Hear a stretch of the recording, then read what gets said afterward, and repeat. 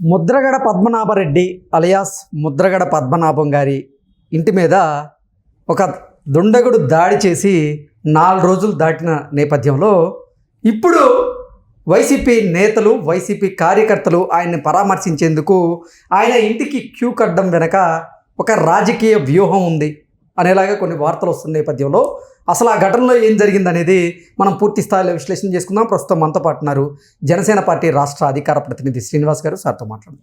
Sir నమస్తే. Sir Mudragada Padmanabha Reddy ఇంటి మీద దాడి జరిగి 4 రోజులు దాటింది. ఇప్పుడు వైసీపీ నాయకులు కానీ వైసీపీ కార్యకర్తలు ఆయన్ని పరామర్శించేందుకు ఆయన ఇంటికి క్యూ కడుతూ ఉన్నారు. దీని వెనక ఒక రాజకీయ వ్యూహం ఉందంటూ కొంతమంది ఆరోపణలు విమర్శలు చేస్తూ ఉన్నారు. ఏంటి అసలు ఆ దాడికి కారణం ఏంటి? ఆ దాడి జరిగిన 4 రోజుల తర్వాత ఇప్పుడు కొంతమంది నేతలు ఆయన ఇంటికి క్యూ కట్టడాన్ని ఎలా చూడాలి? లోడి కృష్ణ గారు, వ్యక్తిగత దాడులు అన్నదే మేము ఎప్పుడు హర్షించాం. ప్రజాస్వామ్యంలో ఎవరి మీద జరిగినా, ఏ పార్టీ వారి మీద జరిగినా తప్పే. వ్యక్తిగత దాడులకి మేము వ్యతిరేకం. కానీ అది ఏదో పెద్ద రాష్ట్ర సమస్యలాగా గతంలో అక్కడ ఏదైతే కార్యక్రమం అది చేసాడు, ట్రాక్టర్తో గుద్దాడు ఆ వ్యక్తికి, ముద్రగడ గారి కుటుంబం ముద్రగడ అయి ఉండొచ్చు, అన్యాయం చేశారట. అతను ఏదో తాగిన మత్తులోనో ఏదో ఆ కార్యక్రమం చేశాడు. సరే, దాన్ని మనం ఖండిస్తున్నాం.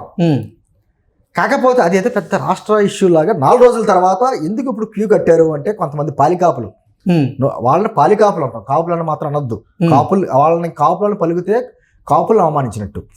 కాబట్టి పాలికాపులు ఎందుకంటే 4 రోజుల తర్వాత వాళ్ళంతా క్యూ కట్టి జగన్మోహన్ రెడ్డి గారి ఆదేశాలతో ఏదో ఒకటి కార్యక్రమం చేయాలి కదా, ఆ కార్యక్రమంగా వెళ్ళి పలకరిస్తున్నారు.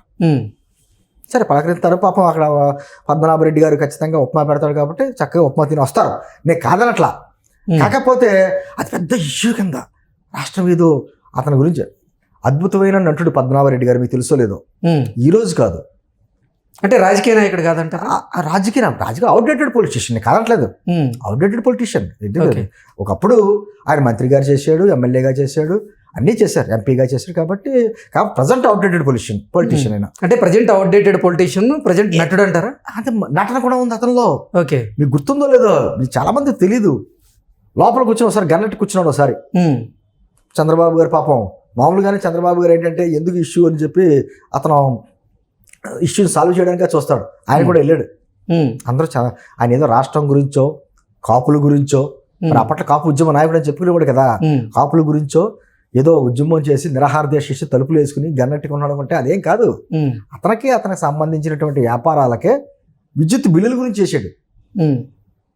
విద్యుత్ బిల్లులు కట్టమంటే ఆ బకాయిలకు పేరిపోతే ఆ ఎగ్గొట్టడానికి చేసినటువంటి దీక్షలో అతను ఎప్పుడు ప్రజల గురించి చేయలే.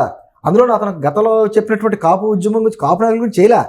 2019-24 మధ్యన అతని ఉద్యమం ఏమైపోయింది? లేఖలకి ఎందుకు పరిమితం అయ్యాడు అప్పట్లో.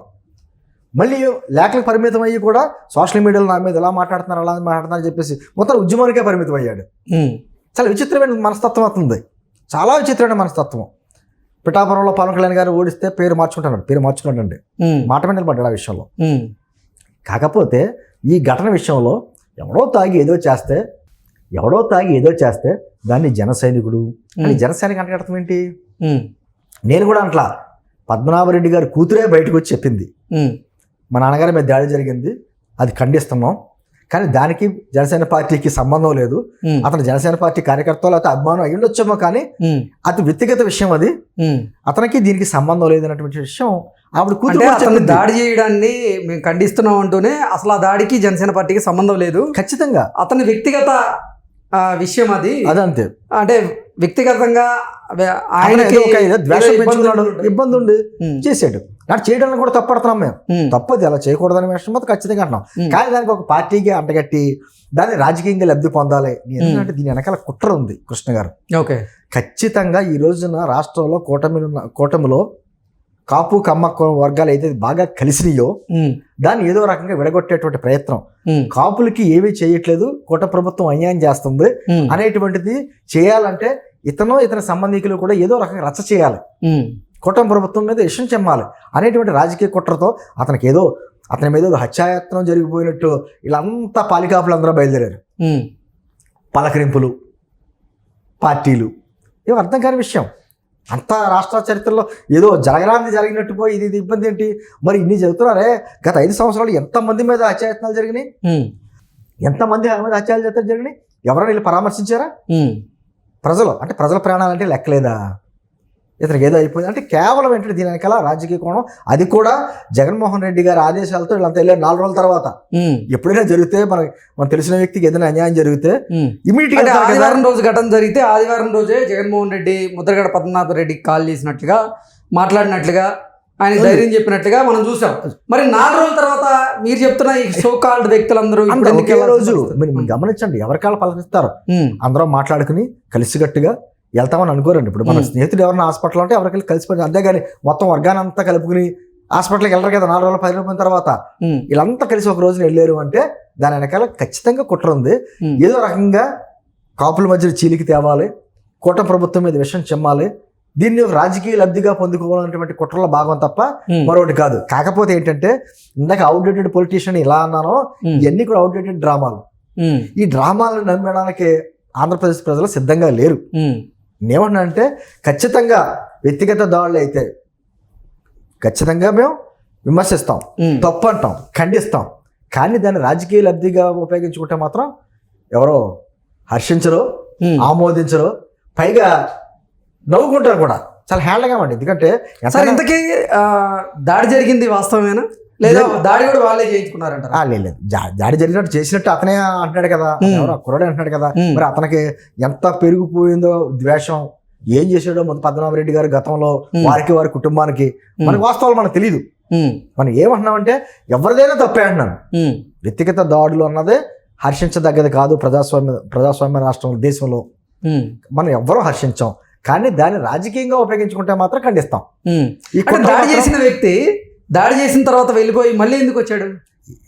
నేను అంటుంది, నేను అది ముందే చెప్పాను, అతనికి ఎంత ద్వేషం పెరిగిపోయి ఉంటుందో, ఎంత అన్యాయం చేశాడో పద్మనాభరెడ్డి గారు అతనికో, అతని తండ్రికో, లేకపోతే అతని కుటుంబానికో ఏం జరిగిందని మనకు వాస్తవాలు తెలియదు. ఖచ్చితంగా పోలీసులు విచారణ చేస్తారో, అతను తప్పుకి అతనికి శిక్ష పడద్ది, ఖచ్చితంగా శిక్ష పడద్ది. నేను కాదనట్లా, నేను అంటుంది ఈ హడావుడి అంటే ఈ దాడిని అడ్డం పెట్టుకొని హడావుడి వీళ్ళంతా చూసారా, ఎక్కడి నుంచో ఇతర జిల్లాల నుంచి అక్కడి నుంచి ఒకే రోజు వీళ్ళంతా ఎవరైతే వచ్చేసారో పాలికాపులు, ఏదో ఇంకా నయం గతంలో నిరుద్యోగులు ధర్నా చేసి సీఎం గారు ఇంటికి అప్పట్లో సీఎం గారు ఇల్లు ముట్టడు అంటారు కదా, కార్యక్రమం చేస్తే అత్యాచార కేసు పెట్టారు. అటువంటి అత్యాచారం ముద్రగడ పద్మనాభరెడ్డి గారి మీద అత్యాచార కేసు కూడా అటువంటి కేసులు పెట్టలా, అత్యాచార కేసు పెట్టలా. లేకపోతే ముద్రగడ పద్మనాభరెడ్డి గారి మీద అత్యాచారం అనేటువంటి టైటిల్ కూడా పెడతారు వీళ్ళు. నేను అంటుంది తప్పే, ఘటనను మేము ఖండిస్తున్నాం, జనసేన పార్టీ తరఫున కూడా ఖండిస్తున్నాం. కానీ దాన్ని రాజకీయ లబ్ధిగా ఉపయోగించుకుని ఏదో రకంగా మళ్ళీ కూటమి ప్రభుత్వం మీద విషయం చెమ్మాలంటే మాత్రం ఖచ్చితంగా చూస్తూ ఊరుకోం. జరిగే పరిణామాలు ఎలా ఉంటాయన్నది ప్రజలు చూస్తూ ఉంటారు. Okay sir, thank you so much.